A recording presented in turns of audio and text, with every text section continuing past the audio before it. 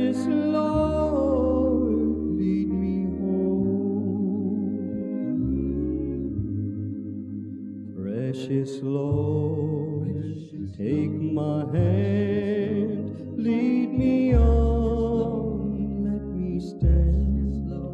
Though I'm tired, I am weak, I am worn. Through the storm, through the night, lead me on by thy light.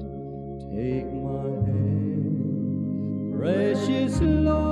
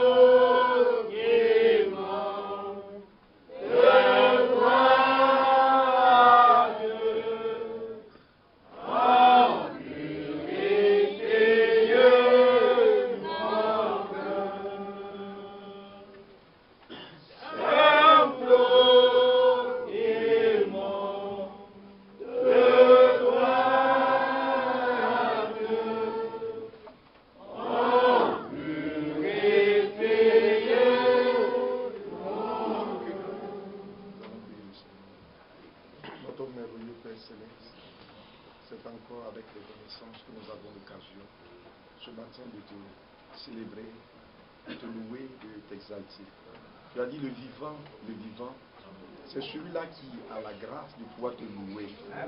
De savoir que tu es le véritable Dieu, que l'honneur et la gloire te reviennent. Alors que nous avons cette opportunité, cette possibilité, ce matin encore ce privilège de nous approcher de ton trône de grâce. Oh notre Dieu, réalisons combien de fois c'est un privilège que nous ne trouverons nulle part sur cette terre. C'est une grâce que tu nous accordes. Nous crions à toi pour que tu disposes nos cœurs. Aujourd'hui est un jour de grâce, où tu sauves encore, où tu restaures les vies, où tu délivres les âmes captives, où véritablement la lumière luit sur cette terre, afin d'éclairer tous ceux qui vivent dans les ténèbres.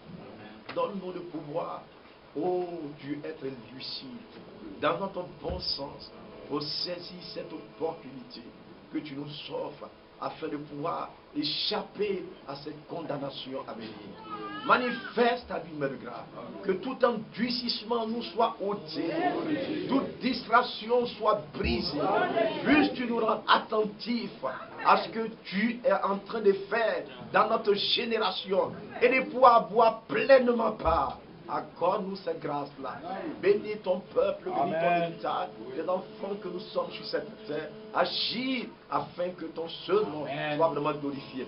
Bénis ces instants, ton peuple à toi. Répands sur nous les riches bénédictions du ciel. Et que nous soyons secourus, visités par toi. Ce matin, nous plongeons dans le sang qui a coulé à la croix du Calvaire. Tous les cas de maladie, au nom de Jésus-Christ, ton sang par tes meurtrissures, toute maladie a été vaincue. C'est pourquoi, non pas à cause de nous, mais à ton nom donne gloire. Guéris tous les corps malades. Répands ta bénédiction. Que les paralytiques, les boiteux marchent. Oh, manifeste ta puissance. Tous ceux qui sont dans un état d'inconscient, de coma, soient relevés. Oh, nous pensons à notre arrière. Délivre-la de cette vie, oh Dieu, où elle est plongée. Ta main de grâce intervienne. Tous les corps malades, nous crions à toi. Manifeste ton secours. Agis dans les foyers, agis dans les cœurs. Oh, tu es le Dieu de la résurrection. Manifeste ta divine main de grâce et que ta puissance opère dans nos corps, dans nos âmes, dans notre esprit, et que nous soyons totalement affranchis et délivrés pour être à toi. Manifeste ta grâce. Bénis ton peuple assemblé. Agis parmi ton peuple et soutiens tes serviteurs ce matin. C'est au nom de notre Seigneur Jésus que nous t'avons prié. Amen. Nous sommes à nouveau une fois de plus reconnaissants à notre Dieu pour tout ce privilège que nous avons véritablement de sa part, de pouvoir avoir cette opportunité ce matin, de nouveau, de pouvoir nous tenir là. Que Dieu puisse bénir tout un chacun de nous et qu'il nous soutienne en réalité, nous accordant sa parfaite main de grâce, afin que nous ayons cette opportunité de pouvoir pleinement marcher véritablement avec notre Dieu et de pouvoir certainement nous laisser véritablement conduire par lui. Que Dieu puisse nous assister, nous fortifier, alors que les temps sont assez avancés. Il est assez important pour tout un chacun de nous de pouvoir saisir l'offre proposée par Dieu, la grâce que le Seigneur lui-même, véritablement, il nous accorde dans ces derniers temps de la fin. Véritablement, c'est que, véritablement, les ténèbres ne régneront pas toujours hier, comme nous étions en train de le faire voir. Mais la grâce est manifestée de ce que sur cette terre où nous sommes en réalité, véritablement, l'opportunité est offerte. La grâce, si aujourd'hui quelqu'un véritablement se laisse aller, c'est lui-même qui veut se laisser aller. L'occasion, nous le verrons ce matin, l'occasion est donnée à tout un chacun de pouvoir sauver son âme. Amen. Alléluia. C'est pourquoi il a dit, sauve-toi pour ta vie. Alléluia. Sauve-toi pour ta vie. La grâce était manifeste avant que la destruction ne frappe à Sodome. La grâce était manifestée de ce que Dieu a permis que la parole arrive dans cette localité. Amen. Mais quand cet homme est allé, l'autre, il dit, qu'est-ce que tu as ici qui te coûte cher? Tes enfants, tes gendres, tout, va leur faire voir ce que Dieu a décidé de faire. La Bible déclare que Dieu nous accorde sa grâce. Parce que très souvent, nous nous laissons, on se laisse distraire par les choses de la terre. On se donne tellement d'importance sur cette terre. Mais frère, la vie de l'homme ne tient à rien de bon. Rien du tout. Rien. Lorsque le temps sera arrivé, et que véritablement, la grâce de Dieu se sera retirée d'un homme, vous pouvez comprendre, tous ceux qui sont à la mort, ils sont des hommes comme vous et moi. C'est vrai. Mais ils n'ont plus cette possibilité de faire ce que nous sommes en train de faire. Ils n'ont plus cette occasion de voir, d'entendre, d'agir. Ils ont certainement peut-être accumulé beaucoup d'argent dans leur compte à la banque. Mais ils n'ont plus accès à ça aujourd'hui. Parce que la grâce de Dieu s'est retirée. Oui. Il y a un jour où Dieu accorde la grâce à tout homme de pouvoir véritablement prendre la meilleure des décisions. C'est pourquoi il est assez important, lorsque nous sommes vivants sur cette terre, de disposer vraiment nos cœurs, afin que nous ayons cette opportunité, nous ayons cette possibilité de refaire nos vies avec le Seigneur. Quand l'autre est allé leur parler, la Bible dit, à ses yeux, il parut plaisanter. On dit, bon, Dieu, d'accord, hein, Dieu, hein, le feu. Ah. Il parut plaisanter. Et les hommes, c'est comme ça qu'ils jouent avec la parole de Dieu. Les gens pensent que c'est un amusement, c'est de la blague. On n'a rien à faire. Quand on n'a rien à faire, c'est là, on vient s'asseoir là. Et bien quand on n'a rien à faire, et puis on se lève là, on prend la Bible et puis on dit on va lire. Non, mes bien-aimés frères, c'est plus que sérieux. L'instinct est plus que capital. C'est pourquoi il est important que nous puissions ouvrir notre cœur et nous disposer afin que Dieu nous accorde cette grâce-là. Afin que nous puissions saisir cette opportunité que Dieu offre à l'humanité de pouvoir véritablement avoir l'occasion de sauver vraiment nos âmes. Que le Seigneur nous soutienne, qu'il nous accorde sa parfaite main de grâce et que nous, des cieux, il jette des regards compatissants envers ces enfants que nous sommes en réalité. Que Dieu se souvienne de nous et qu'il intervienne en notre faveur. Je vous remets les salutations de notre frère Léonard. Vous voyez que j'ai pu avoir hier soir. Il m'a chargé de vous saluer. Nous continuons de prier pour sa maman. Vous voyez, véritablement là, à Bruxelles, et qui est toujours à l'hôpital, interné là. Aussi, il y a notre frère Daniel qui est venu véritablement, vous voyez, les saluer. Il est venu de GEMAP. vous voyez, j'ai pu aussi la voir. Il m'a aussi chargé de vous transmettre ses salutations. À notre frère Daouda aussi, nous prions pour ce frère, que Dieu le bénisse le soir. Amen. Vous voyez, il est vraiment, véritablement un précieux frère pour nous. Dieu lui a accordé cette intelligence, cette sagesse. Vous savez, même la prédication d'hier, vous allez sur Internet, cela est déjà disponible en audio. Vous voyez, c'est grâce à notre frère que nous avons la possibilité de pouvoir avoir cette opportunité. Dès qu'on finit, j'arrive à la maison, je lui envoie ça, vous voyez, par Internet, et puis il le monte sur le site. Et les gens ont la possibilité. Hier soir, quand j'ai consulté la liste des personnes qui étaient connectées pour suivre un peu les prédications, il y avait près de 593 personnes dans le monde qui suivaient véritablement. Donc il est vraiment assez important.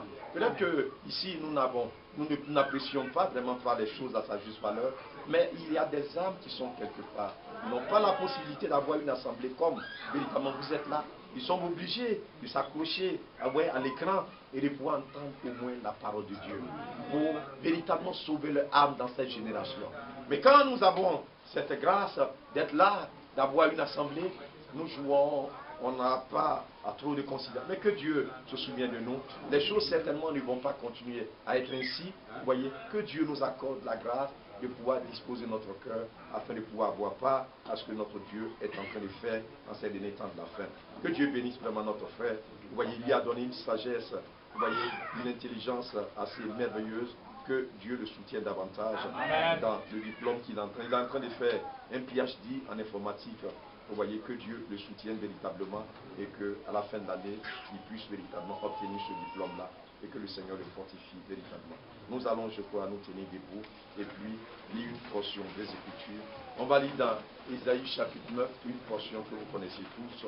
Ésaïe au chapitre 9, c'est là que nous allons lire ce matin, comptant sur la grâce de notre Dieu. Que Dieu puisse bénir tout un chacun de nous et qu'il nous soutienne en réalité. Ésaïe au chapitre 9, nous allons lire là à partir du verset 5.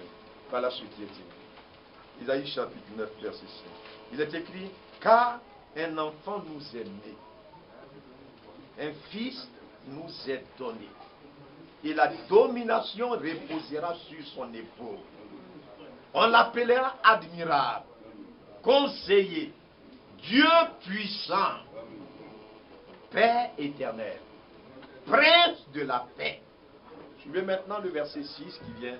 Il est écrit, donnez à l'empire de l'accroissement. Il y a un empire et une paix sans fin au trône de David et à son royaume. L'affermir et le soutenir par le droit et par la justice.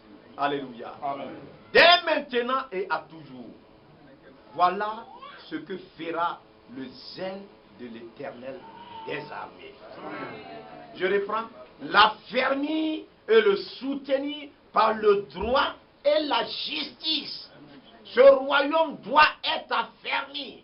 Ce royaume doit être soutenu. Il dit, voilà ce que fera le zèle de l'Éternel des armées. Que Dieu nous bénisse. Nous allons prier le Seigneur.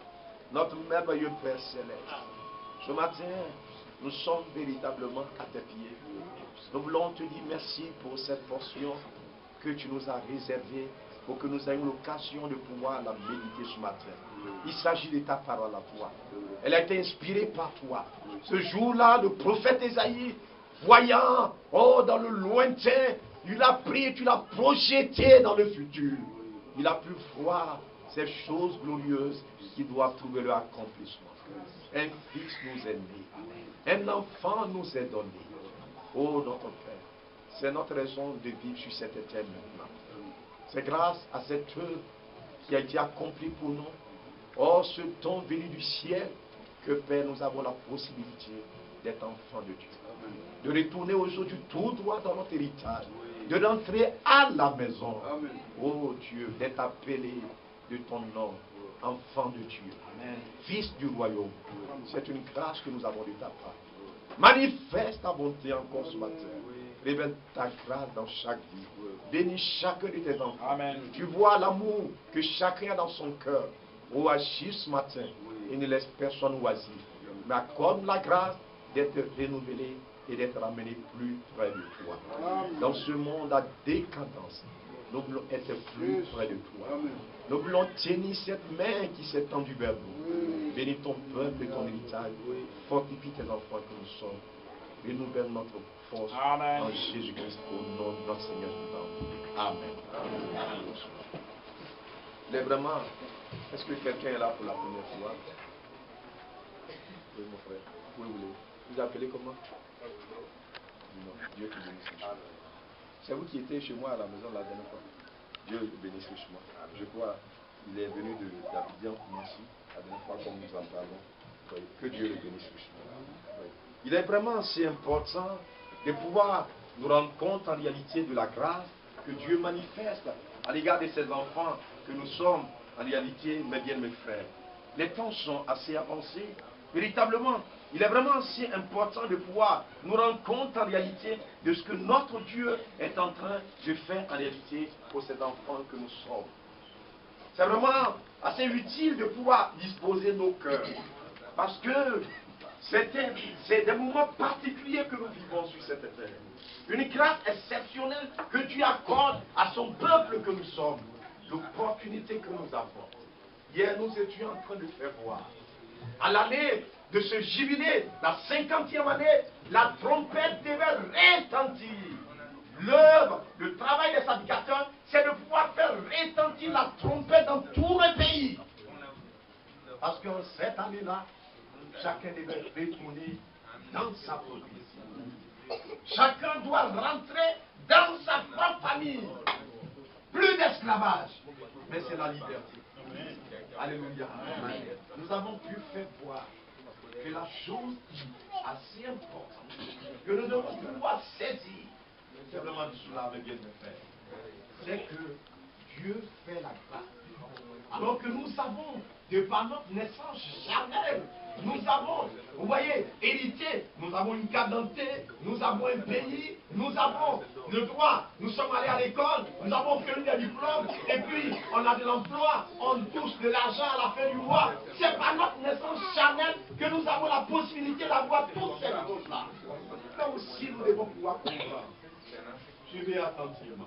Regardez très bien, regardez là, dans, je crois, Luc au chapitre véritablement 17. J'y vais attentivement ce qui est manifesté là. Luc chapitre, je crois, 17. Voyez à partir du verset 20.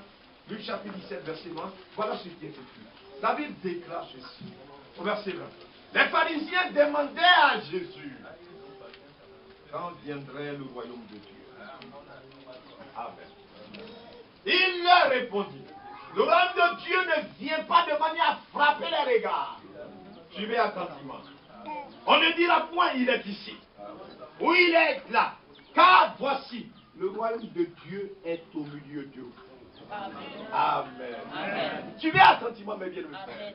Quand ils sont allés trouver le Seigneur, et puis ils ont dit, mais quand il veut savoir quand est-ce que le royaume de Dieu pourra venir, est-ce que vous comprenez attentivement?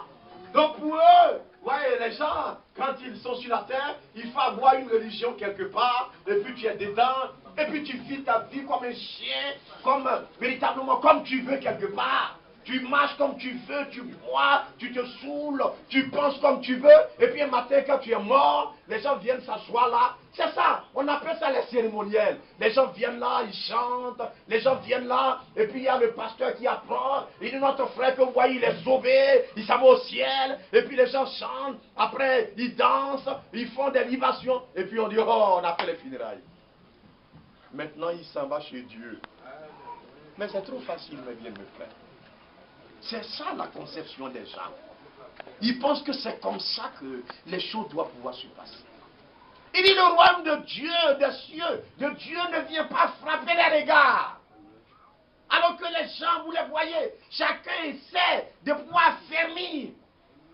Ça dit que quand quelqu'un a le pouvoir dans sa main, quelqu'un il a lutté jusqu'à avec son parti, ils sont venus au pouvoir.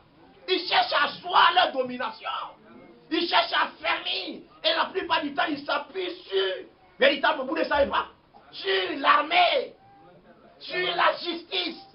Ils s'appuient sur ça pour affermir leur royaume, leur empire, leur emprise sur les hommes, faut que si c'est en Côte d'Ivoire, faut que toute la population l'adore. Quand il doit passer, le président arrive, les ministres arrivent, les gens les applaudissent, ils sortent, on les envoie les chercher dans les villages, on leur donne des pains avec des sardines, ils viennent là, depuis le matin, ils sont arrêtés là, les vieillards, vous allez voir les jeunes gens, vous allez voir les enfants, tout le monde sort, et on les applaudit. Qu'est-ce qu'ils cherchent à faire?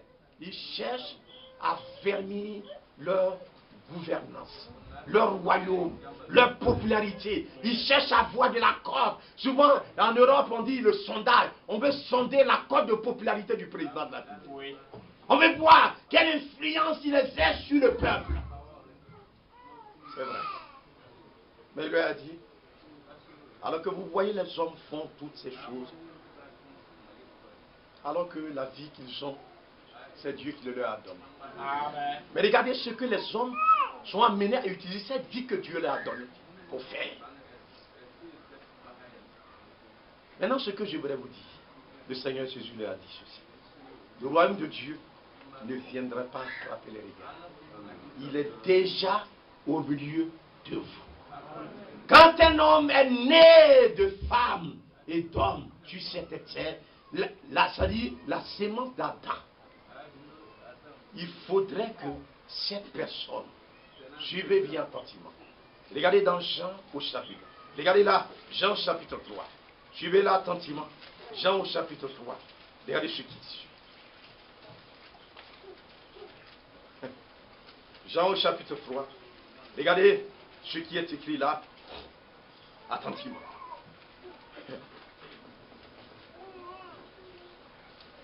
Verset 1. Mais il y a un homme d'entre les pharisiens, nommé Nicodème, un chef des Juifs, qui vint lui auprès de Jésus et lui de nuit et lui dit, Rabbi, nous savons que tu es un docteur venu de Dieu. Vous suivez attentivement. Nous savons que tu es un docteur venu de Dieu. Car personne ne peut faire ce miracle que tu fais si Dieu n'est avec lui. Vous suivez attentivement. Jésus lui répondit en vérité, je te le dis, si un homme ne naît de nouveau, vous suivez attentivement, si un homme ne naît de nouveau, c'est assez important que nous puissions saisir cela. Si un homme ne naît de nouveau, il ne peut voir le royaume de Dieu. C'est pourquoi il dit le royaume de Dieu ne vient pas frapper les regards. On voit les partis politiques qui sont en train d'agir. On voit la campagne que les gens sont en train de battre. Ils sont en train de faire tout pour étendre. On installe des sections partout. On voit cela. Est-ce que vous suivez attentivement? Mais on a l'impression que Dieu qui a créé la terre, il ne sait pas ce qu'il fait. Pourquoi il a créé la terre?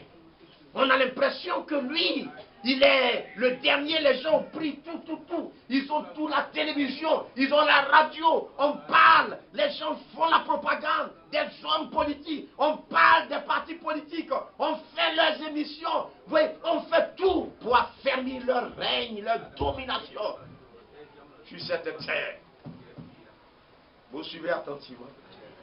On a l'impression que le Créateur, lui, il a la trêve. Et que personne n'est au courant que lui, il existe quelque part. Et qu'il ne sait même pas. On ne sait pas pourquoi lui-même. On dit c'est lui qui a créé la terre. Mais pourquoi il a créé même? On ne le voit même pas quelque part. Il dit son royaume là ne viendra pas à frapper les regards.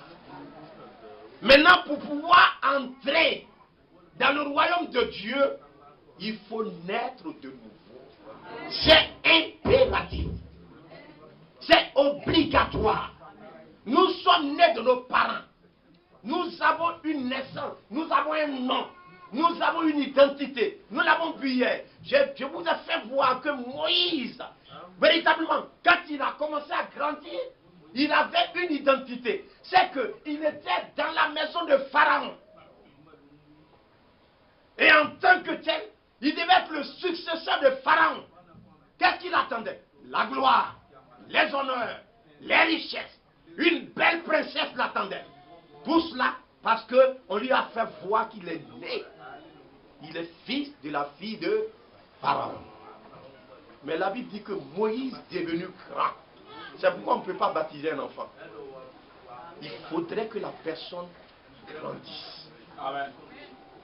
Lorsque Moïse est devenu grand, il a entendu une voix qui lui a parlé. Nous l'avons vu hier, une voix crie. Moïse a entendu l'appel. Il a pris la décision. Il refusa d'être identifié à l'Égypte. Moïse est retourné dans sa patrie. Moïse est retourné dans sa famille. Parce que l'année du jubilé avait sonné. Il a entendu le glas. La cloche retentit. Moïse est sorti. Malgré toute cette gloire, ce qui peut attirer quelqu'un. Mais Moïse est sorti. Il a pris la décision. Il est né dans le royaume de Dieu. On ne pouvait pas comprendre pourquoi cet homme pouvait agir de cette façon. Vous me comprenez, mes bien, mes frères? Mais cet homme a rencontré, il a entendu l'appel. Jésus a dit, il y a encore d'autres brebis qui sont dehors. Celles-là, il faudrait que je les amène. Quel est le moyen? Nous l'avons vu hier. Elles entendront ma voix. Amen. La voix du bon berger retentit d'âge en âge, de génération en génération, appelant les brebis à revenir à la maison, les brebis perdues, les brebis égarées à rentrer à la maison. Moïse a entendu la voix du berger. Il refusa de se conformer au siècle présent. Dès que Moïse a fait ça, il a pris cette décision, une autre paille va s'ouvrir dans sa vie. C'est le contact avec le surnaturel. Étant ici bas, sur cette terre, la grâce a été faite à cet homme de pouvoir avoir la possibilité d'être en contact avec le Dieu vivant. Le Dieu qui est au ciel. Suivez-moi attentivement. Donc la première expérience qu'il va faire, la foi que nous avons, ce n'est pas pour manger biscuit. Notre naissance charnelle nous conduit à aimer biscuit. Il y en a qui aiment le chocolat. Mais ça n'a aucun rapport. Ça n'a aucun rapport. Il dit le royaume de Dieu ne consiste pas à manger et boire. Ça n'a aucun rapport. Vous mangez chocolat de France. Vous mangez spaghettis venus de la France. Ça n'a aucun rapport. Le jour où tu es mort, ça ne peut pas te sauver. On n'a qu'à mettre des billets d'euros dans ta veste le jour où tu meurs. On va t'enterrer. Ça ne peut pas te conduire quelque part. Ce jour où tu es mort, le président Bush, comme on appelle, le président Barack Obama des États-Unis, il n'a qu'à être dans ton enterrement. Il te déclare citoyen américain. Tu ne peux pas aller au ciel pour ça. Est-ce que vous m'écoutez bien? Non, non, non, c'est pas possible. Donc ce jour-là, la foi que cet homme a placée dans les promesses de Dieu, une pleine confiance dans les promesses de Dieu, cela va lui ouvrir une page nouvelle. Il regarde, il y a un buisson à dents. Et ce buisson ne se consume pas. Il voulait se détourner pour voir parce que c'est bizarre. Il entend une voix comme quelqu'un qui le connaissait exactement. Alléluia. Et la voix parlait au cœur de cet homme. Il dit Moïse, Moïse. Il savait que la personne le connaissait. Je suis le Dieu d'Abraham. Ôte tes souliers. Parce que l'endroit où tu te tiens, c'est un terrain sacré. C'est ce que beaucoup ont oublié. Beaucoup ont pensé que nous sommes venus ici pour faire de la religion. Ils ont oublié que c'est un endroit sacré. On ne vient pas ici avec son intelligence. On ne vient pas ici avec sa sagesse. On vient ici pour se laisser conduire par Dieu. Tous ceux qui sont enfants de Dieu doivent se laisser conduire par le Saint-Esprit. Et le Seigneur a commencé à s'emparer de la vie de cet homme. Suivez bien attentivement. La vie de cet homme sera modelée, façonnée, jusqu'à ce que cet homme devienne un instrument précieux entre les mains du Seigneur. Dieu nous créa, il a un but à atteindre complètement entre ses mains. Pour que son but, le but pour lequel il nous a créé, ce but soit atteint. Afin que ce soit plus nous qui gérons, mais ce soit lui qui nous manipule pour atteindre son but, pour sauver une âme quelque part, pour véritablement glorifier son nom quelque part. Dieu nous a créés pour cela. Mais combien dans leur cœur ont pu comprendre que les choses doivent se passer ainsi? Mais bien mes frères, que Dieu nous accorde sa grâce. Cet homme, dans sa vie, une nouvelle page s'est ouverte. C'est qu'il a eu la possibilité de pouvoir savoir que là-haut, il y a un Dieu qui est surnaturel. Quand on lui parle, il vous répond. Comme quelqu'un que vous allez trouver dans un bureau, vous dites que j'ai besoin d'un papier, et puis il vous donne le papier. Donc il lui parle, il lui répond. Dieu dit, qu'est-ce que tu as dans ta main? Il dit, c'est un bâton. Il dit, jette-le à terre. Il jette le bâton par terre. Il dit, prends-le. Le bâton est devenu un serpent. Moïse touche le serpent par la queue. Il devient un bâton. Il dit, mets ta main là, sous tes aisselles. Moïse a mis sa main. Il y retire. Il dit, tout est couvert de lèpre. Il y remet. Alléluia. Il remet, il retire. La lèpre est partie. Il voit que c'est un Dieu qui est vivant. Un Dieu qui entend. Un Dieu qui exauce. Un Dieu qui est vrai. Donc il a besoin des gens qui peuvent marcher en présence de sa face. Suivez bien attentivement mes frères. Une nouvelle page s'ouvre dans la vie de ce homme. Il rentre dans le royaume de Dieu. Il comprend les mystères de Dieu. Cet homme a la grâce, lorsqu'il marche sur cette terre, d'être en connexion avec le ciel. Est-ce que vous comprenez bien? Les gens, ils ont des radars.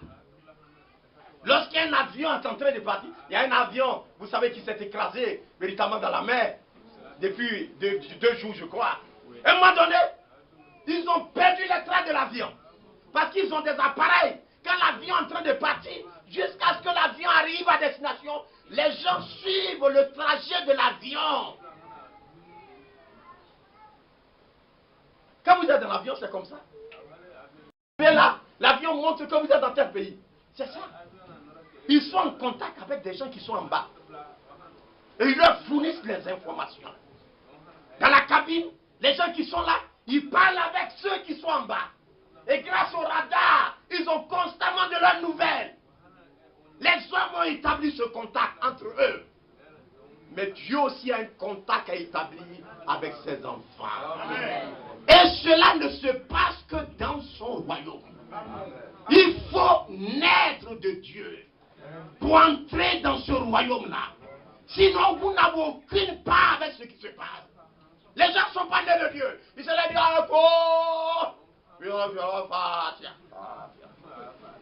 et puis ils se donnent une certaine impression. Quand ils sont là, ils se donnent une certaine impression. Il y a une bénédiction. Oh, qui vient de l'imam. Mais ce n'est pas la bénédiction. C'est la malédiction. Quand l'imam lave sa main comme ça, et il boit. Vous n'avez jamais vu ça? Ils boivent ça. On dit c'est la bénédiction. Mais la vraie bénédiction ne vient que du ciel. Amen. Il dit, Jésus, je te bénirai. Alléluia. Il a dit ça à qui? À Abraham. C'est une réalité. Il y a un endroit. Nous étions là-bas, avant les temps éternels.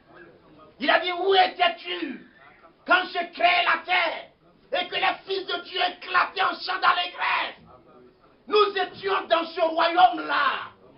Nous étions une partie de lui.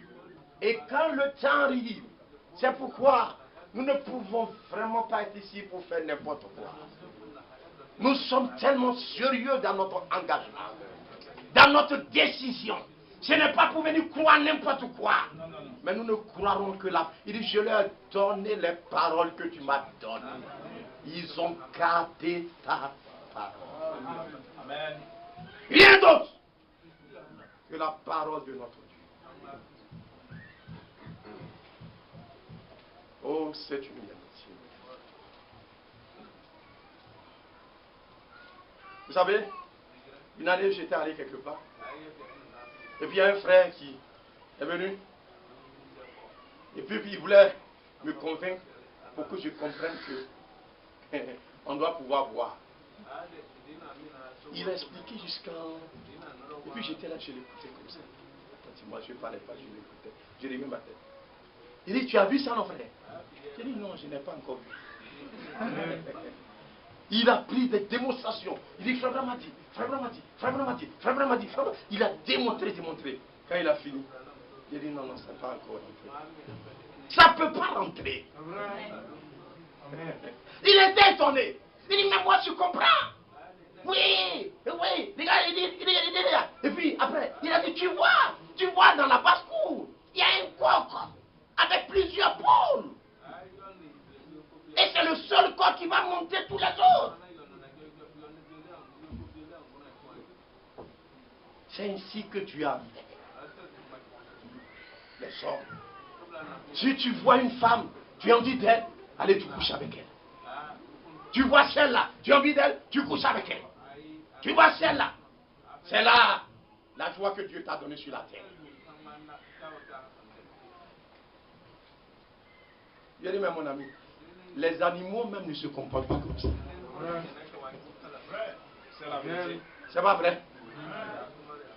Le chien, quand il a sa femme, tu joues avec lui, il va te manger.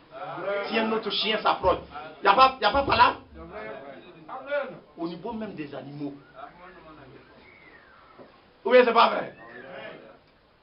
Vous n'avez jamais vu ça? Et puis les hommes vont devenir plus pires que les chiens.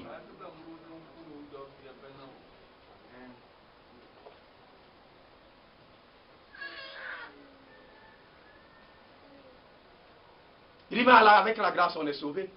On peut faire tout ce qu'on veut. Je dis, mais voilà, caca qui est là, il faut manger. Il dit, non, c'est pas bon.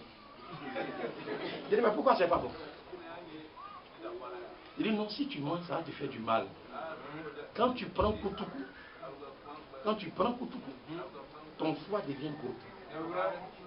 Docteur te dit, si tu n'arrives pas koutoukou, vous n'avez jamais entendu ça? Tu vas mourir. Donc c'est pas bon pour moi. Est-ce que c'est bon pour mon corps? Ça détruit l'homme. On n'a pas besoin d'être chrétien pour savoir ça. Les païens même savent ça. Et puis c'est des gens qui sont dans ce message qui peuvent arriver à croire de telles choses. Vous comprenez, mes bien-aimés? Il y a un royaume. Si vous n'êtes pas né de nouveau, la nature païenne qui est cachée en vous là va être prise de convoitise quelque part. Dans le désert, vous n'avez pas fait attention. On dit étant épris de convoitise. Ces choses étaient cachées, dissimulées dans leur cœur. Est-ce que vous comprenez? Et c'est ce qui s'est manifesté. Mais un véritable enfant de Dieu, la première des choses à faire, c'est de naître de nouveau. Nous venons là pour faire l'expérience de la nouvelle naissance. Parce qu'il y a un royaume. Nous l'avons vu dans Isaïe. Quand il est né sur cette terre, dans quel but on a quitté? Posez-vous la question. Il est né pourquoi? C'est pour donner de l'accroissement à son royaume. Amen. Son empire doit s'accroître. Alléluia. Amen. Son empire doit s'étendre. Regardez comme les hommes étendent leur empire, leur domination. Mais Dieu doit aussi étendre son empire. Mais ça ne se passe pas comme le monde le fait. Il doit avoir de l'accroissement pour son royaume. Alléluia. Suivez bien, je ne sais pas si vous avez fait attention à ce que nous avons eu l'occasion de pouvoir lire dans Ésaïe chapitre 9. Il dit ceci. Donnez à l'empire de l'accroissement. Et une paix sans fin au trône de David et à son royaume. Alléluia. Que Dieu nous aide à comprendre. L'affermir et le soutenir par le droit et la justice. C'est ça qui doit affermir le royaume de Dieu. L'apôtre Paul, parlant de ces choses, il dit, l'Église, c'est l'appui et la colonne de la vérité. Amen. Si on veut savoir comment Dieu voit la chose, venez dans l'église du Dieu vivant. Quand vous allez rencontrer quelqu'un qui est né de nouveau, quand vous parlez avec lui, il n'a plus ses pensées avec lesquelles il parle. Est-ce que vous comprenez? Il parle avec la sagesse qui vient d'en haut. Quand il raisonne, il ne raisonne pas avec l'intelligence des hommes, mais il raisonne avec la sagesse qui vient d'en haut. Vous suivez attentivement. C'est comme ça que la chose se passe en réalité. Que Dieu nous accorde sa grâce. Et qu'il nous soutienne en réalité. Les temps sont assez avancés. Mais que le Seigneur se souvienne vraiment de nous. Afin que nous puissions avoir cette opportunité, cette occasion d'ouvrir vraiment notre cœur. Il existe bel et bien un royaume qui est différent du royaume de ce monde. Ce jour-là, regardez là, quand nous lisons attentivement, nous allons arriver, excusez-moi attentivement, voyez, dans Genèse au chapitre 12, suivez-la attentivement, Genèse au chapitre 12, regardez ce qui est écrit. Genèse au chapitre 12, regardez-la attentivement.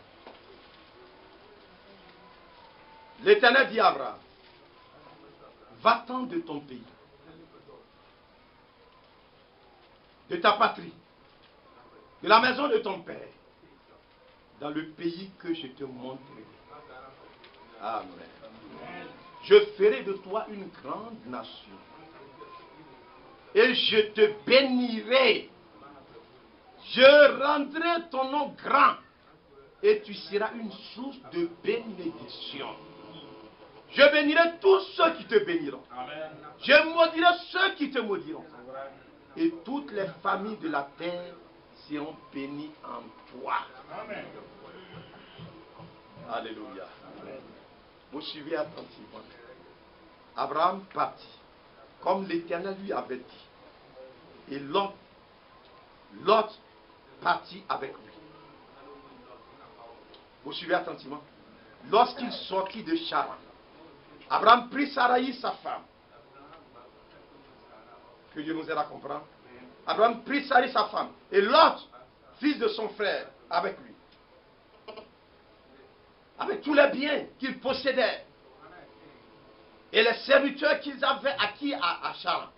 Ils partirent pour aller dans le pays de Canaan. Ils arrivaient dans le pays de Canaan. Quand vous suivez attentivement ce qui a lieu en réalité, c'est qu'il s'agit de cet homme. Vous connaissez bien cet homme. Il s'agit d'Abraham. Abraham, un jour, la grâce lui a été accordée de pouvoir entendre l'appel de Dieu. Amen. Et quand il a entendu l'appel de Dieu, il était avec ses parents. Quand vous lisez un peu plus, comme on appelle, au chapitre 11, à partir du verset 26, vous allez voir, son père s'appelle Terach. Ils étaient dans la même maison avec ses frères, Nacor et Haran. Abraham était là et c'est Abraham qui a entendu l'appel du Seigneur, la voix de Dieu. Et qu'est-ce que Dieu dit à cet homme? C'est de partir de cet endroit. Apparemment, quand vous voyez, il avait déjà une famille. Il avait un père. Il avait des frères. Mais maintenant, il y a un appel qui retentit dans le cœur de cet homme. On ne pouvait pas le comprendre. Regardez combien ça a été difficile que cet homme arrive à expliquer à son papa qu'il doit partir de la maison. Mais c'est ce que Dieu lui a donné. Son père lui demande, mais où tu vas? Il dit, je ne sais où je vais. Mais je sais qu'il m'a appelé. Amen. Alléluia. Il n'y a pas trop d'explications à donner. Il dit, mais est-ce que tu as bien réfléchi? Un homme qui ne sait où il va. On n'a jamais vu ça sur la terre. Mais il partait sans savoir où il allait. Et il ne s'est pas soucié de cela. Est-ce que vous suivez attentivement? C'est ça notre problème. Il y en a qui viennent. Il dit, si Dieu me guérit, je vais croire.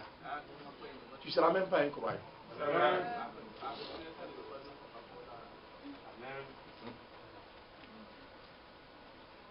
Est-ce que Dieu est obligé de nous guérir? Il n'est pas obligé de nous guérir.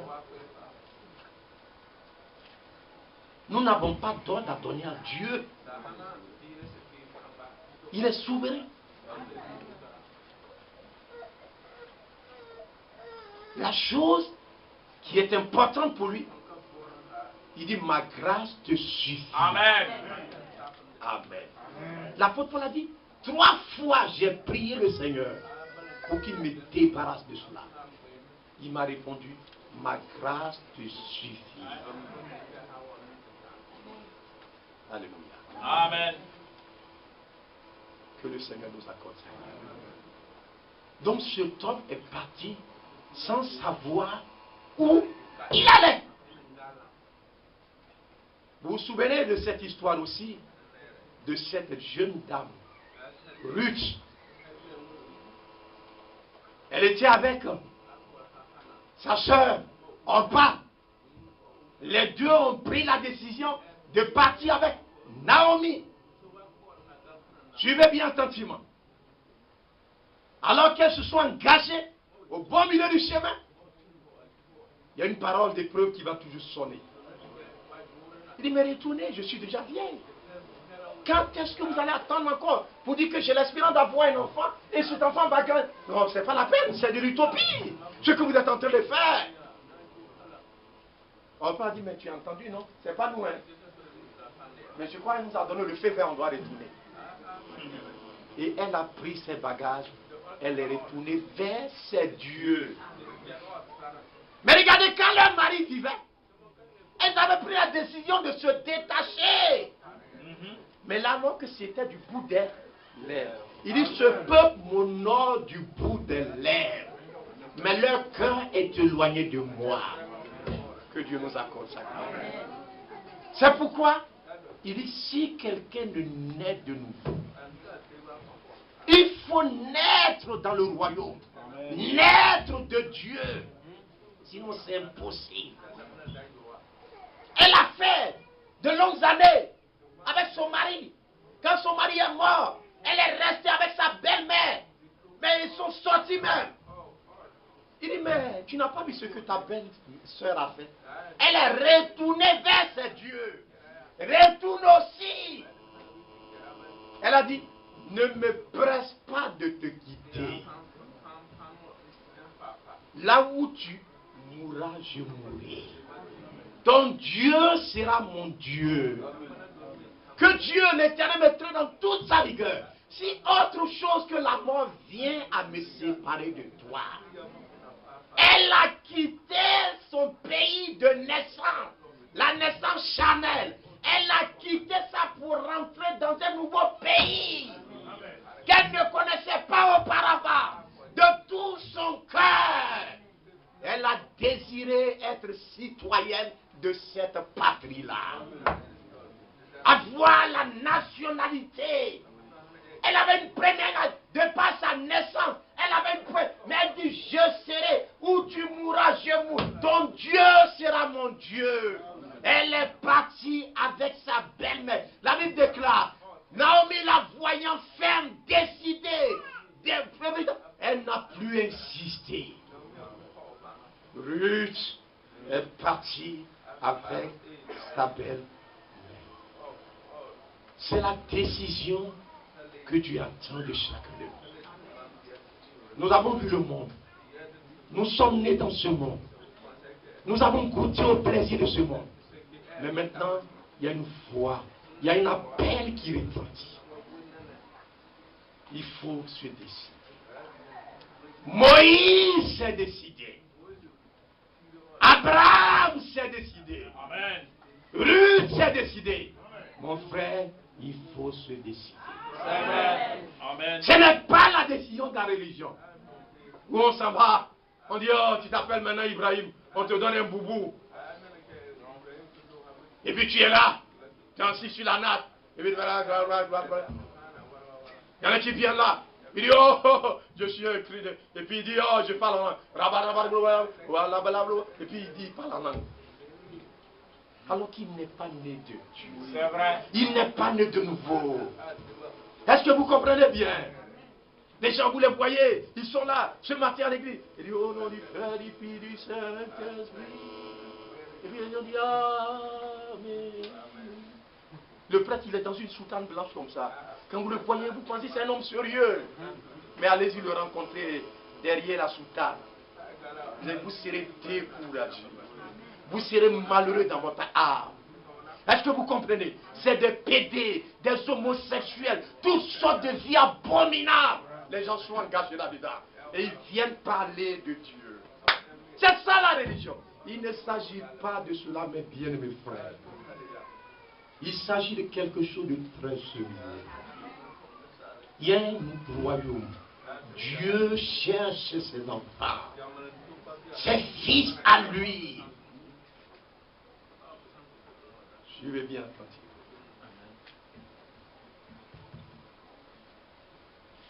Quand Abraham partait, il est parti avec quelqu'un.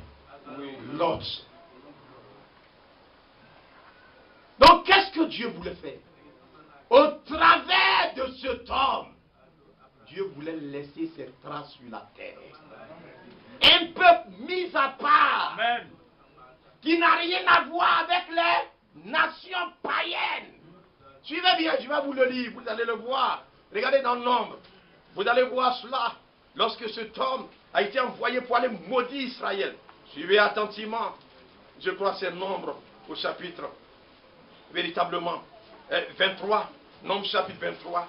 Suivez ce que cet homme a dit. Suivez-le. Regardez ce qui est écrit. Verset, on peut dire à partir du verset 7. Balaam prononça son oracle et dit, Balak m'a fait descendre d'Aram, le roi de Moab, m'a fait descendre des montagnes de l'Orient. Viens, maudis-moi Jacob. Viens, sois irrité contre Israël. Comment maudirai-je celui que Dieu n'a point maudit? Comment serais irrité quand l'Éternel n'est point irrité? Je le vois du sommet des rochers. Je le contemple du haut des collines. C'est un peuple qui a sa demeure à part. Alléluia. Au moins il voulait les maudire. Il regarde, il y a une vision qui est devant lui. Alléluia. C'est comme télévision là.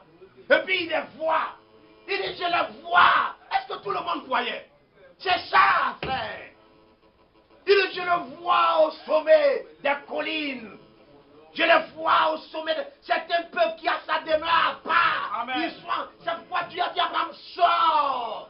Sors de la maison de ton père. Quittez le monde. Si vous aimez le monde, l'amour de Dieu n'est point en vous. Vous n'êtes pas dans la course pour commencer.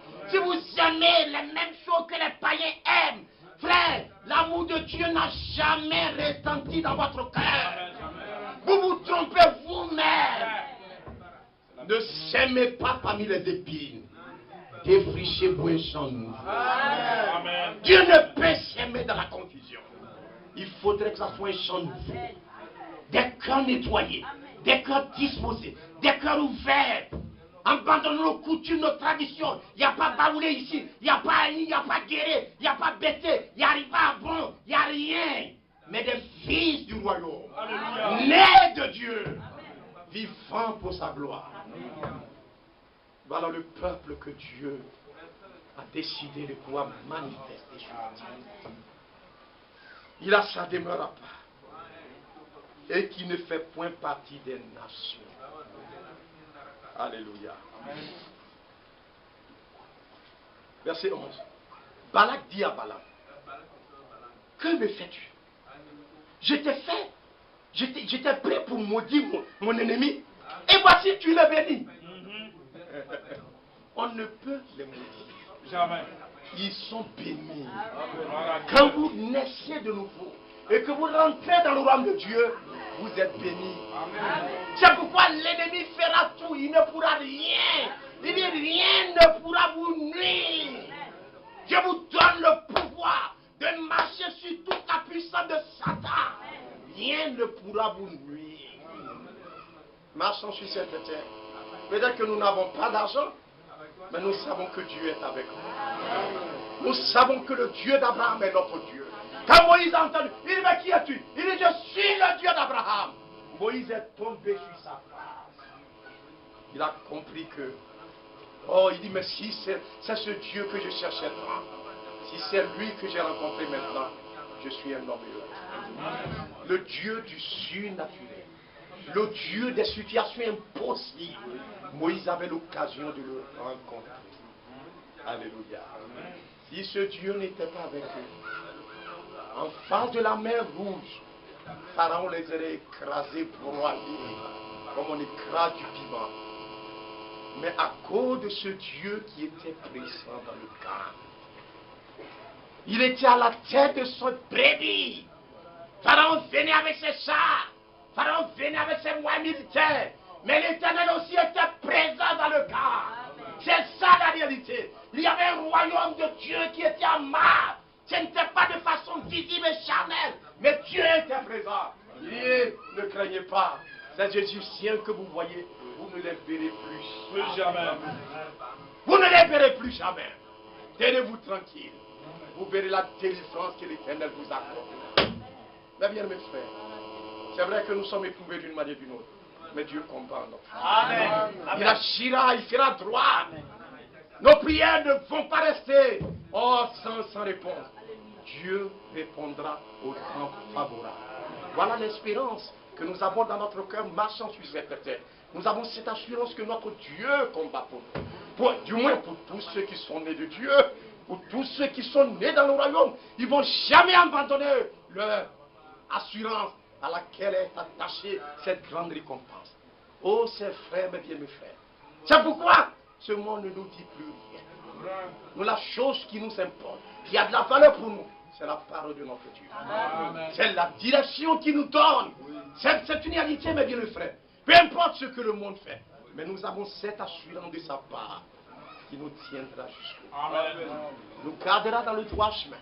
Il nous accordera la grâce. Donc Dieu, en faisant sortir cet homme, Abraham, vous le savez tous, le but que Dieu poursuivait, c'était de pouvoir véritablement donner l'occasion à la sémence d'Abraham. Oh, c'est une réalité. Cette sémence d'Abraham, après lui, de pouvoir pleinement être établi sur cette terre, en tant que son royaume à lui. Vous suivez attentivement. Sur cette terre, il y avait un peuple qui marchait au travers d'Abraham. Vous allez le voir tout à l'heure. Regardez très bien dans Genèse, au chapitre, véritablement, chapitre 18. Regardez attentivement là. Genèse chapitre 18, verset 17. Il dit alors l'Éternel dit, cacherai-je à Abraham ce que je vais faire? Abraham deviendra certainement une grande nation et puissante. Et en lui seront bénies toutes les nations de la terre. Car je l'ai choisi afin qu'il ordonne à ses fils et à sa maison après lui de garder la voie de l'Éternel. dans la droiture et la justice. Et qu'ainsi l'Éternel accomplisse en faveur d'Abraham les promesses qu'il a faites. Dieu voudrait avoir un peuple au milieu duquel sa parole peut porter du fruit. Quand on sème quelque chose, c'est pour voir cette chose germer, non seulement germer, mais croire pour arriver à maturité, la perfection. C'est que ce qui est tombé exactement en terre se manifeste aussi à la fin.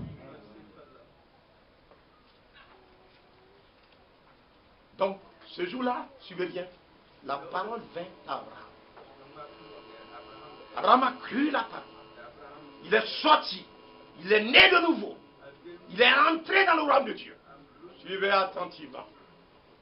Cet homme a travaillé pour l'accroissement de cet empire. Cet homme, vous savez ça? Je vais vous faire le voir. Suivez attentivement. Genèse chapitre 13. Peut-être que vous ne le savez pas, mais je vais vous le faire voir. Amen. Verset 1. Abraham, lui, monta d'Égypte vers le midi.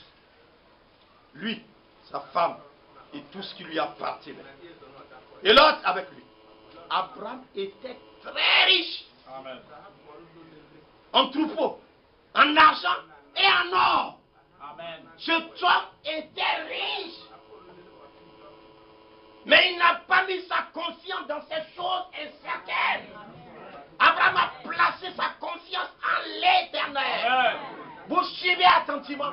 Aujourd'hui, regardez un homme qui est riche sur la terre. Vous le voyez, il place sa confiance dans son argent. Quand il se déplace, la voiture dans laquelle il est, quand il te voit, tu es comme tu n'es pas un homme. Ça se sent dans ses airs, dans ses manières, dans ses manières de parler, d'agir. Vous voyez ses enfants, tout se ressent en eux. Parce qu'ils sont des naissances sur la terre. Oui. Mais cet homme, il cherchait quelque chose. Dans Hébreux chapitre 11, la Bible même déclare, il cherchait la cité qui a des solides fondements. Il a préféré habiter sous des tentes. Cet homme avait la possibilité,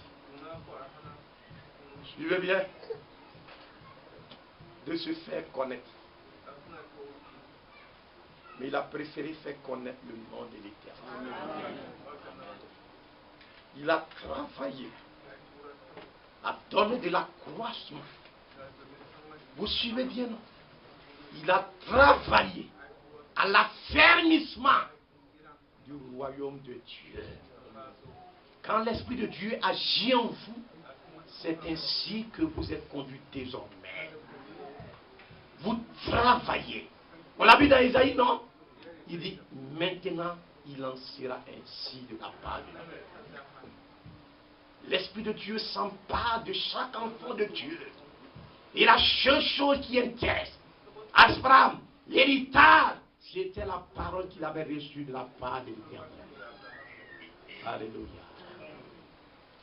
Quand son fils était arrivé à l'âge de se marier, il voulait être certain que c'est Dieu qui allait conduire une femme vers son fils. N'est-ce pas vrai? Il a appelé son serviteur Élisée de Damas. Il dit, mets ta main sur ma cuisse. Jure-moi que tu ne vas pas prendre parmi ces païennes qui sont ici. Tu ne vas pas prendre une femme pour mon fils. Va dans la maison. Il dit, mais comment? Il dit, mais la jeune fille, elle ne voudra pas venir avec moi. Comment ça va se passer? Il dit, vous n'avez pas entendu? Il dit, le Dieu en présence duquel j'ai marché. Vous n'avez pas fait attention? Le Dieu en présence duquel j'ai marché, il enverra son ange devant toi. Amen. Il te conduira. Vous voyez le royaume de Dieu? Rien n'était conduit par la chair. On n'a pas vu Abraham s'élever. Et lorsque cet homme arrivait à l'entrée de ce pays, vous savez ce qu'il a fait? Il a crié à Dieu. Il dit, oh Dieu de mon maître Abraham, toi qui l'as toujours conduit, conduis-moi aujourd'hui. Que je ne puisse pas choisir selon mes sentiments, mais je veux une fille consacrée, qui soit l'épouse de ton serviteur Isaac. Et Dieu a pourvu. Tomber ici à Bondoukou. Dieu nous accordera la grâce. Du moins, aussi longtemps que je suis là, en tout cas, ma responsabilité, c'est de veiller avec les frères que Dieu m'a donnés, avec lesquels nous travaillons, c'est de veiller pour que la pure parole soit dispensée. Amen. Et que l'accroissement soit donné à la domination de notre Dieu. Nous ne travaillons pas pour être vus des hommes. Non, non, non, non. Vous allez le voir tout à l'heure. J'ai prié pour que Dieu m'accorde la grâce. Nous allons voir toutes ces choses. Mais nous travaillons pour que chaque âme qui est ici ait l'occasion d'être en contact avec son Dieu. Amen. Et que dans son âme, il y ait ce réveil authentifié par Dieu. Vous n'êtes plus en connexion avec ce monde. Ce n'est pas ce monde qui vous dirige. Mais vous êtes dirigé d'après le ciel. Il y a un radar. Partout où vous passez, le Dieu vivant vous suit. Il vous conduit. C'est une réalité. Il vous guide. Il vous conduit par sa main. Donc, vous voyez, à côté de ce royaume, il y avait un royaume ténébreux. Un royaume du diable. Ce royaume était fondé à Sodome et Gomorrhe. Vous n'avez pas fait attention. Abraham n'est pas parti à cet endroit. Vous suivez attentivement. Mais l'autre, le dénominationnel, il est sorti avec Abraham. C'est ainsi qu'aujourd'hui dans ce message, beaucoup de ceux qui ont reçu cette parole, ils côtoient pleinement le monde et la politique. Ce n'est pas une réalité. C'est la vérité. L'autre est descendu tout droit à où ça? À Sodome. Lisez dans Genèse. On dit, les habitants de Sodome étaient méchants. Genèse chapitre 13. Suivez là. Verset 11. L'autre choisit pour lui toute la plaine du Jourdain. Il s'avança vers l'Orient. C'est ainsi qu'ils se séparaient l'un de l'autre. Abraham habita dans le pays de Canaan. Il est resté là dans la parole. Là où Dieu a voulu qu'il soit. Et l'autre habita dans les villes et de la plaine. Et dressa ses tentes jusqu'à Sodome.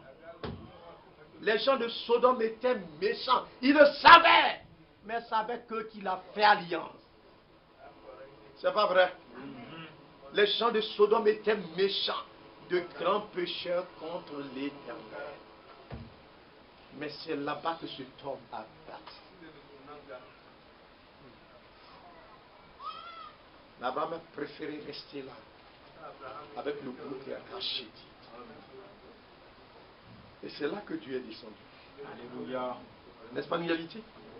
Est-ce que vous avez vu l'Éternel partir à Sodome? Jamais. Suivez attentivement, mes frères. À côté de ce royaume de Dieu, il y a un royaume qui est en train de se bâtir. C'est un royaume de ténèbres. Un royaume de Satan. Un royaume du diable. Un royaume de confusion. C'est le diable qui règne. La domination appartient à Satan. Et ce royaume est en train de... Tous les systèmes, je crois que nous avons commencé à parler de cela. Nous avons vu déjà la bête. Nous parlerons du Luba, de la bête. Tout ce qui est en train d'être fait. Les noms de blasphème. Regardez, tous ces noms que les gens portent. Je suis ceci, Assemblée de Dieu, bâti. C'est des noms de blasphème.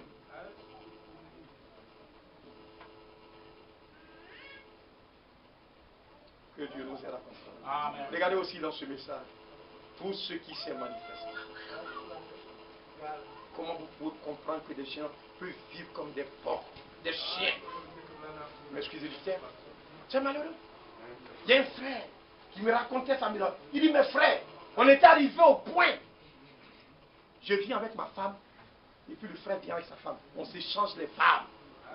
Et puis il dit, ils sont là. Et puis le pasteur dit, c'est la révélation de l'amour parfait. On s'aime tellement, il prend ta femme, toi tu prends sa femme. Tu t'enfiles avec elle jusqu'à 1 mois.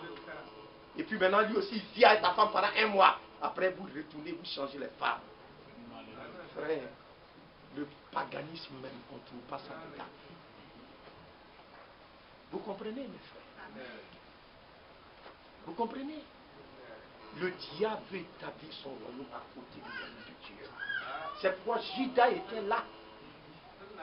Orpa ici était à côté. Lot était à côté d'Abraham. Mais nous devons avoir la grâce de pouvoir véritablement avoir des yeux pour voir ce qui vient de Dieu et ce qui ne l'est pas. Suivez attentivement. Dans ce royaume qui appartient à l'Éternel, comment vous allez savoir que ça, c'est le royaume de Dieu? Nous arrivons là maintenant. Frères et sœurs, il y a des caractéristiques.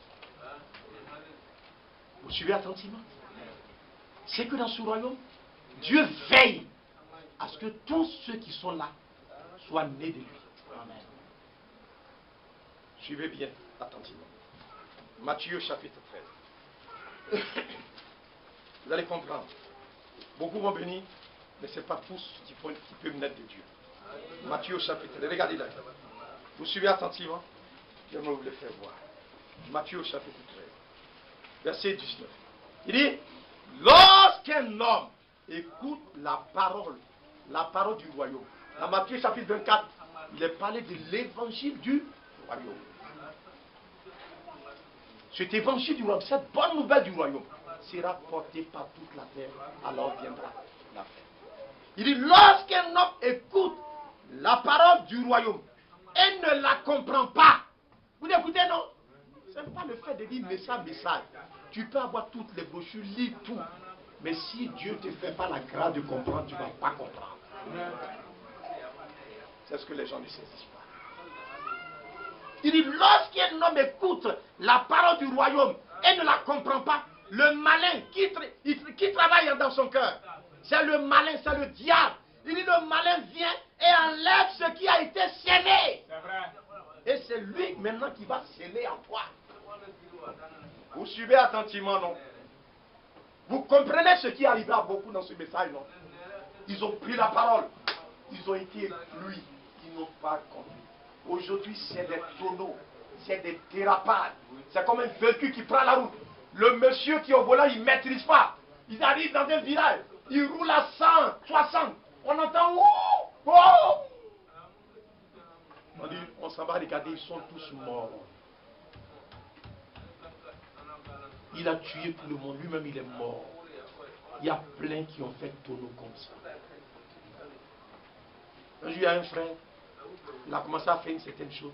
On lui parlait, il ne comprenait pas. C'était le pasteur de l'assemblée. Et puis, on était parti, j'étais avec mon frère. Au moment, il commençait à monter les gens. J'ai dit, mon frère, fais attention. J'ai pris la parole quand j'ai commencé à parler. À un moment donné, frère, il a commencé à revenir normal. Et puis il a dit, je vais vous raconter un son que je vais faire. Je lui ai dit, frère, il s'est mis à genoux, il a prié pour moi. Ça faisait pitié, frère. Je lui ai dit, non, lève-toi, on n'a pas encore fini. Quand tu lèves après, on va prier pour toi. Mais frère, si vous n'êtes pas droit, Dieu peut pas vous aider. Il semblait, quand j'ai commencé à parler sous l'onction, il semblait me comprendre. Frères et sœurs, c'est là où nous avons vu la puissance de Dieu. Cet homme, quand nous sommes arrivés, il ne voulait même pas nous sentir. Sa figure était comme du caillou. Mais quand j'ai pris la parole, que j'ai commencé à parler, c'est quoi la parole dit? Il dit, cette parole, nous avons la grâce de renverser même les forteresses. C'est vrai. Alléluia. C'est une réalité, mes bien-aimés frères. Il a dit, j'ai fait un songe. C'est que dans le songe, j'étais dans un véhicule, c'est moi qui étais au volant. Et toute l'assemblée était dedans. Et à un moment donné, j'étais sur la route, j'ai quitté la voie. Je suis allé cogner un gros arbre. Moi-même, j'étais mort. Et tous ceux qui étaient dans le véhicule sont tous morts. Vous m'écoutez bien? Amen. Quand vous quittez le droit chemin, la parole de Dieu, vous allez dans les décors. Là-bas, il n'y a que la mort. C'est pourquoi avant de partir quelque part, le chemin est déjà tracé. Ou bien c'est pas vrai? On ne tombe pas dans la brousse comme ça, vous n'allez pas arriver. On appelle ça des voies non frayées. C'est l'aventure. Il dit, nous ne sommes pas en train d'aller à l'aventure. Nous avons les regards fixés sur le but. Amen. Tout ce que la religion est en train de faire, c'est ça mon épouse était en train de me raconter. Elle avait sa soeur. Mais au départ, sa soeur avait cru dans une dénomination.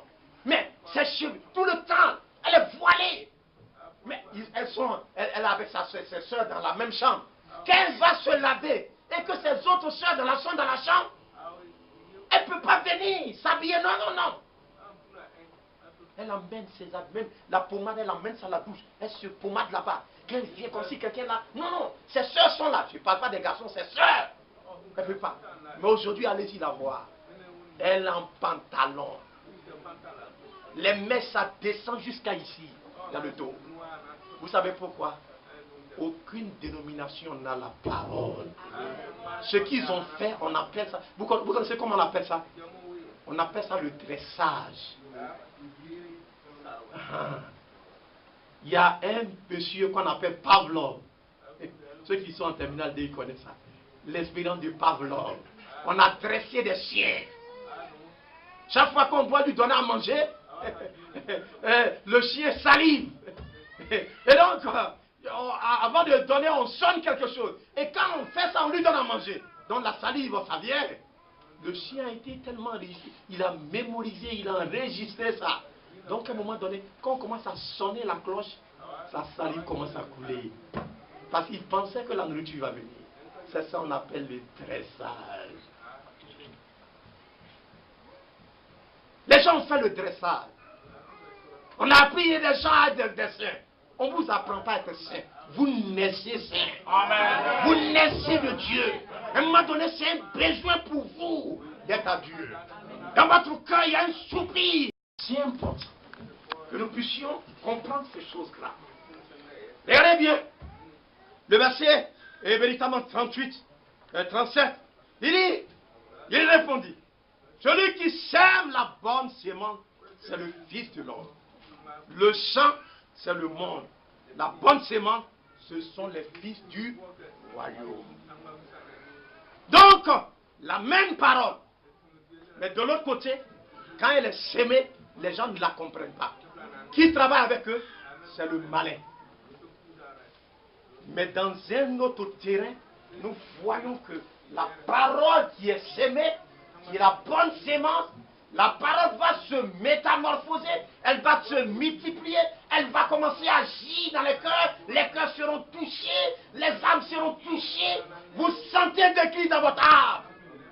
Regardez dans Luc chapitre 8, vous voyez, vous connaissez cette parole, Luc chapitre 8, regardez là ce qui est écrit, Luc chapitre 8, verset 11, il dit, voici ce que signifie cette parabole. La sémence, c'est la parole de Dieu. Mais là, il dit, oui, la sémence qui est la parole de Dieu, il dit, celui qui sème la bonne sémence, c'est le Fils de l'homme. Et la bonne sémence, ce sont les filles du royaume. De l'autre côté, dans Luc, il dit, la sémence, c'est la parole de Dieu. Et là, dans Matthieu, il dit que la sémence, la bonne sémence, ce sont les filles du royaume. Donc, vous voyez, le but que Dieu vise en envoyant sa parole, c'est de transformer chacun de nous. Et que nous arrivons à naître dans le royaume de Dieu. Amen. Pour ne pas que le vieil homme domine sur nous. Nous soyons sous l'emprise de ce monde. Mais que nous soyons morts au monde. Le monde soit mort pour nous. Et que nous vivons pour sa gloire. Vous voyez la différence, non? Nous ne sommes pas une dénomination. Nous ne sommes pas une religion organisée. Mais nous sommes le troupeau que sa main conduit. Voilà ce qu'est Israël. Ils ont leur demeure à part. Ils ne font point partie des nations. Quand vous arrivez dans cet endroit, vous devez pouvoir identifier le royaume de Dieu. Ce n'est pas un endroit contrôlé par des discours humains, par la philosophie. Quand le pasteur vient, il a son sermon rédigé là, tiré, il y a des pages, et puis il lit. Il n'y a pas ça ici. Non, non, non, non. Celui-là que Dieu a appelé, il met ses paroles dans son cœur. Amen. Alléluia. Et la parole, c'est elle-même qui sort qui se révèle au peuple de Dieu. Il ne s'agit pas d'imitation des discours. Non, non, non, non, non. Oh, c'est une réalité, mes bien-aimés. C'est merveilleux comment Dieu opère dans son rôle. Vous suivez attentivement les choses qui se passent au milieu de nous. La grâce que Dieu nous fait de pouvoir comprendre. Donc, quand vous regardez dans le monde, quand les gens veulent établir les dominations, il y a d'abord le président. Après le président, il y a le premier ministre.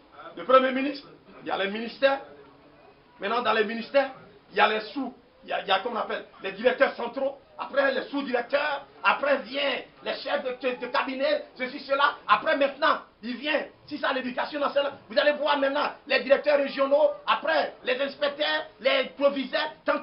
Et puis, on arrive au bas de l'échelle, qui sont les enseignants, qui exécutent ce que le ministre doit faire. Et dans chaque ministère, c'est comme ça. Donc, quand un inspecteur se comporte mal, il n'exécute pas les ordres de la hiérarchie, le directeur régional va l'interpeller. Quand le directeur régional se comporte mal, le directeur central va l'interpeller. Le directeur des écoles et des collèges, lycées et collèges va l'interpeller. Quand lui aussi, il comprend, le ministre, ouais, non. Donc chacun a peur, il y a une épée qui pèse sur sa tête. Mais ici, nous sommes libres. Il n'y a pas quelqu'un qui va dominer sur nous. Le pasteur même ne domine pas sur vous. Celui qui règne sur son peuple, c'est l'Éternel. C'est son royaume à lui. L'empire, on appelle ça l'empire messianique. L'empire où Christ est roi. Le Messie, c'est son empire, c'est son royaume à lui. C'est le seul à qui nous devons rendre compte. Vous m'écoutez bien. À un moment donné, votre pasteur ne peut pas être l'absolu. Il ne peut pas tout connaître. Si il dérape un peu, et puis il a une vision floue, vous allez comprendre. Si les gens avaient fait ça, ils n'allaient pas avoir de problème. Un pasteur qui vient matin, et puis il dit, bon, Dieu soit béni, j'ai eu une révélation là. Mais vous savez, on peut voir un peu de temps en temps, à table, ça.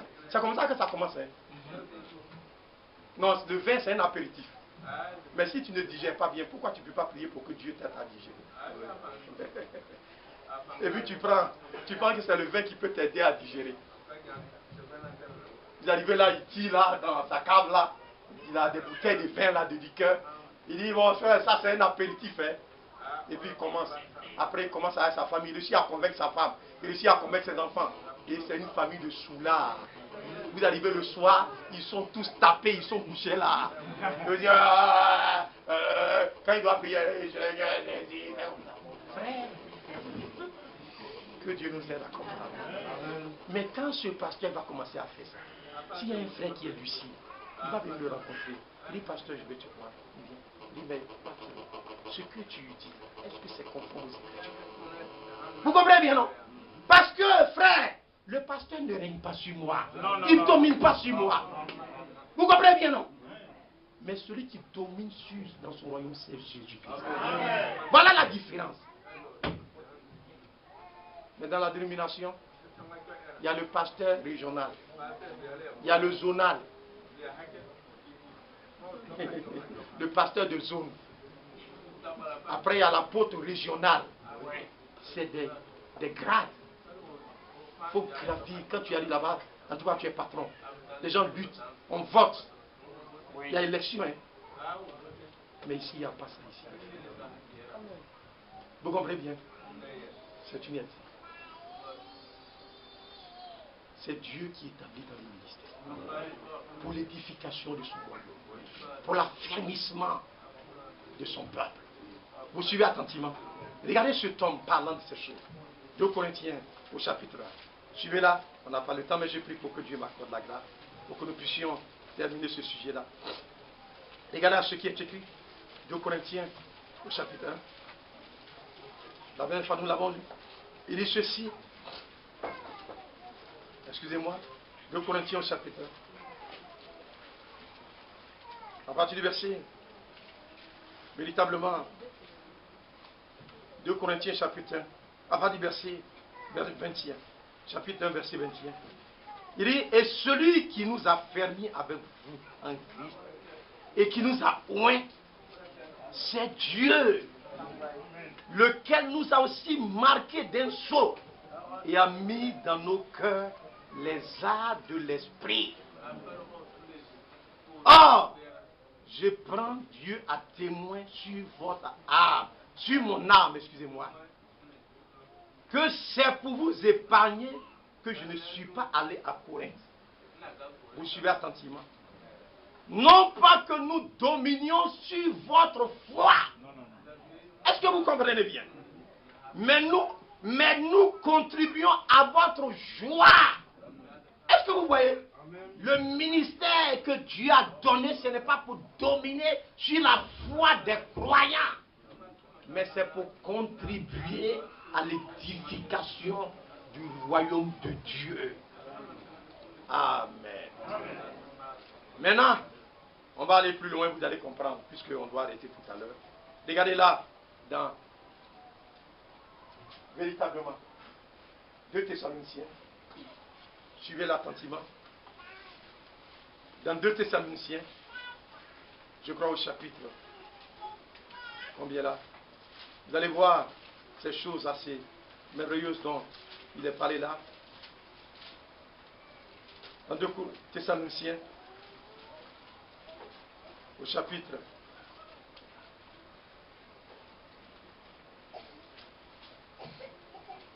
2 Thessaloniciens, chapitre 1, chapitre 2, excusez-moi.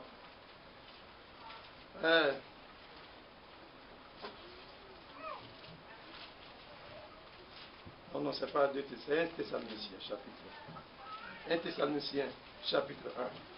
Regardez là, 1 Thessaloniciens, chapitre 2, verset 1. On va lire en sautant des passages, vous allez voir. Il dit, vous savez vous-même, frères, 1 Thessaloniciens, chapitre 2, verset 1. Vous savez vous-même, frères, que notre arrivée chez vous n'a pas été sans résultat. Après avoir souffert et reçu des outrages à Philippe, comme vous le savez, nous prîmes de l'assurance en notre Dieu pour vous annoncer l'évangile de Dieu au milieu de bien de combats. Car notre prédication ne repose ni sur l'erreur. Vous suivez bien, non? Il dit notre prédication ne repose ni sur l'erreur, ni sur des motifs impurs, ni sur la fraude. Aujourd'hui, beaucoup de ceux qui prêchent la parole, c'est des paroles de mensonges, des motifs faux pour escroquer l'argent des gens. La fraude, c'est ce qu'on appelle la fraude.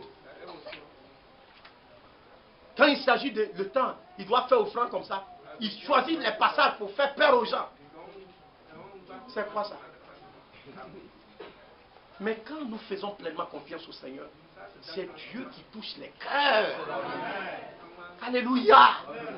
C'est Dieu qui inspire au cœur. Ce n'est pas un homme qui fait pression. Non. Quand la personne est née dans le royaume de Dieu, il est conduit par l'Esprit de Dieu. On n'est pas ici pour faire peur à quelqu'un. Cette œuvre, son œuvre, si c'est pour lui, Dieu se pourvoira. Vous comprenez bien, frère. Il est capable de tout. Il n'y a rien qui lui soit impossible.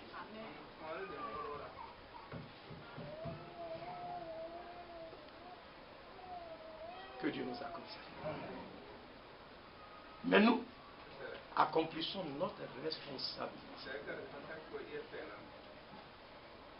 Un serviteur de Dieu, sa responsabilité, c'est que les âmes que Dieu a mis sous son contrôle, si je peux m'exprimer ici, il a la responsabilité. Vous allez voir tout à l'heure. Quand vous allez lire ce passage, vous allez comprendre la grâce que Dieu avait sur dans cet homme-là. La sagesse, l'intelligence. Ils avaient cette intelligence divine pour ne pas avoir dominé sur le peuple de Dieu, mais de laisser Dieu lui-même régner sur son peuple. Amen. Et de conduire chaque enfant de Dieu à faire ce qui est juste. Verset 4. Mais selon que Dieu nous a jugés dignes de nous confier l'évangile, Ainsi, nous parlons, non comme pour plaire à personne. Est-ce que vous suivez bien? Mais pour plaire à Dieu qui sonde nos cœurs. Quand nous nous tenons ici, c'est pour plaire à Dieu, non pas pour plaire à quelqu'un. Jamais en effet. Nous n'avons usé de paroles flatteuses. Regardez notre soeur là qui a accouché là. Vous savez, elle ne venait pas auparavant au milieu de nous. Le jour où elle est venue pour la première fois, avec notre soeur, l'autre, comment elle appelle?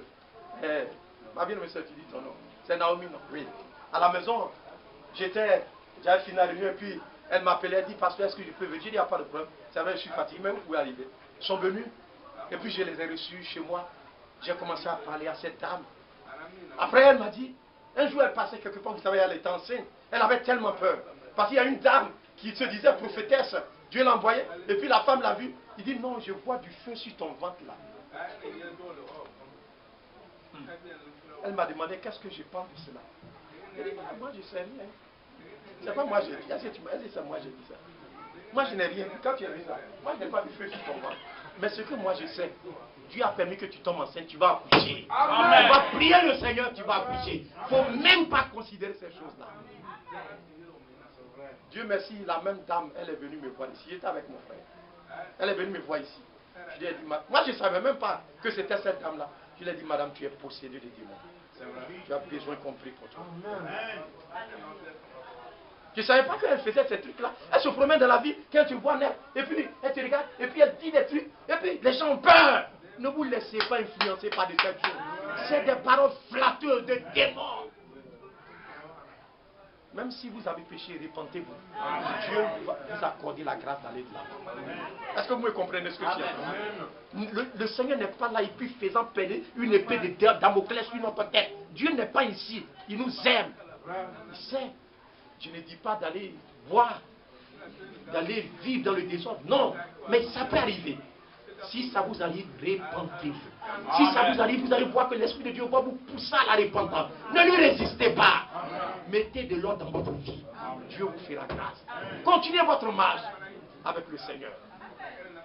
Et ils sont là, c'est des 10 ans de bonne aventure. Pour soutirer l'argent aux gens. Après, quand on a fini, vous savez, elle dit, voilà, pasteur, vraiment, je n'ai même pas rien pour manger. Le peu d'argent qui était dans ma poche, j'ai enlevé, j'ai dit, madame, allez-y manger. C'est ça leur but. La dernière fois, notre soeur, elle a couché sans problème. Elle dit, pasteur, ça s'est tellement bien passé. Que Dieu nous aide à comprendre. Quand ils ont envoyé à l'hôpital, ils m'ont appelé. C'était, je crois, vers 23h.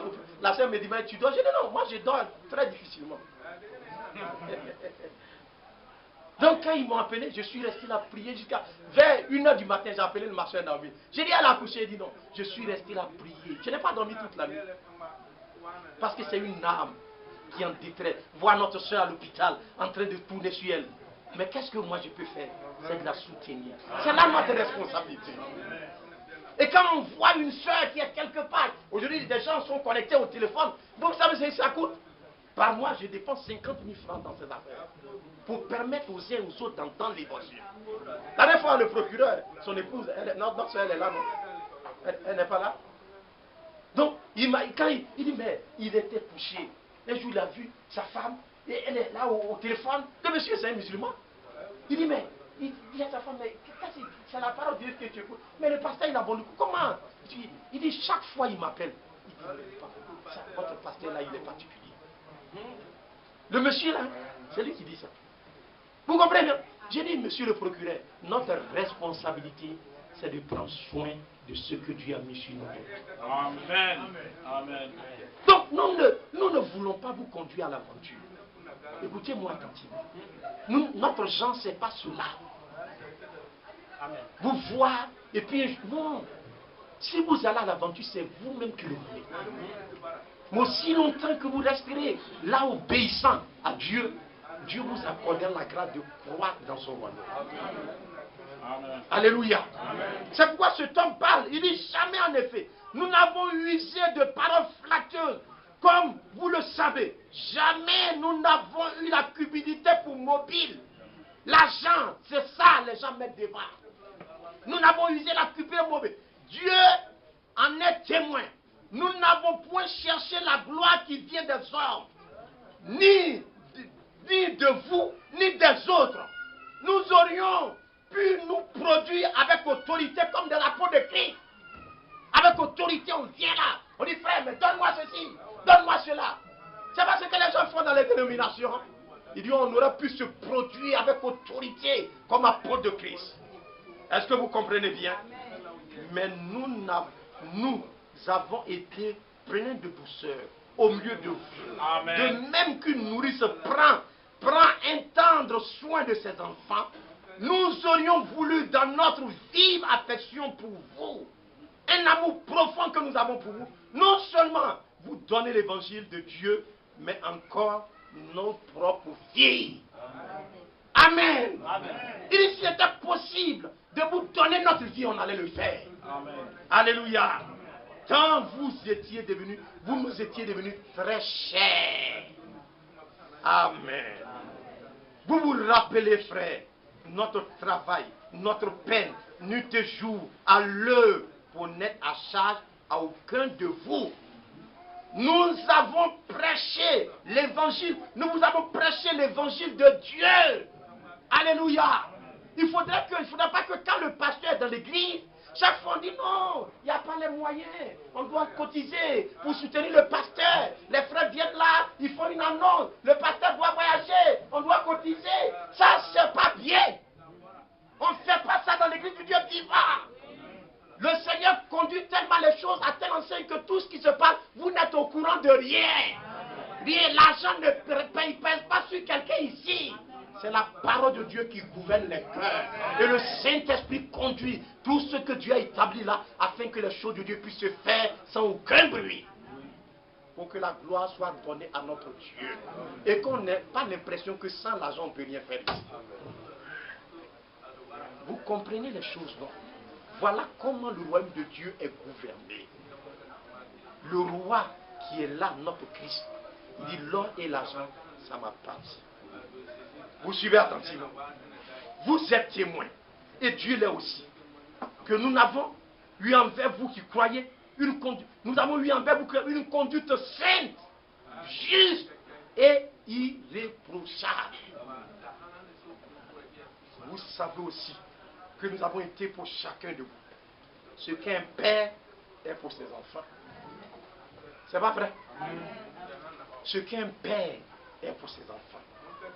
Vous exhortant, vous consolant, vous conjurant de marcher d'une manière digne qui vous appelle à son royaume et à sa gloire. Vous voyez où nous sommes appelés? Il nous appelle à son royaume et à sa gloire. C'est pourquoi nous rendons continuellement grâce à Dieu de ce qu'en recevant la parole de Dieu que nous vous avons fait entendre, vous l'avez reçue non comme la parole des hommes, mais ainsi qu'elle est véritablement comme la parole de Dieu qui agit en vous qui croyez. J'aimerais vraiment m'arrêter là, mes bien-aimés. Mais il est important que nous puissions comprendre. Nous aurons l'occasion de parler de cela dans d'autres prédications. On ne pourra pas épuiser ce sujet-là. Mais ce sont des ébauches que nous sommes en train de faire. Pour amener chacun de nous à pouvoir comprendre qu'il y a un royaume auquel Dieu nous a appelés. Pour y aller dans ce royaume, il faut naître de nouveau. Il est important que nous comprenions. De même que nous avons porté l'image de nos parents, on les ressemble. Ça, c'est notre naissance charnelle qui nous a donné. Nous devons porter aussi l'image du Céleste. Il a une nature qui doit être donnée à chacun de nous. Il a un caractère qui doit nous être attribué. Sa nature à lui. La nature de l'agneau. Sur laquelle la colombe doit descendre.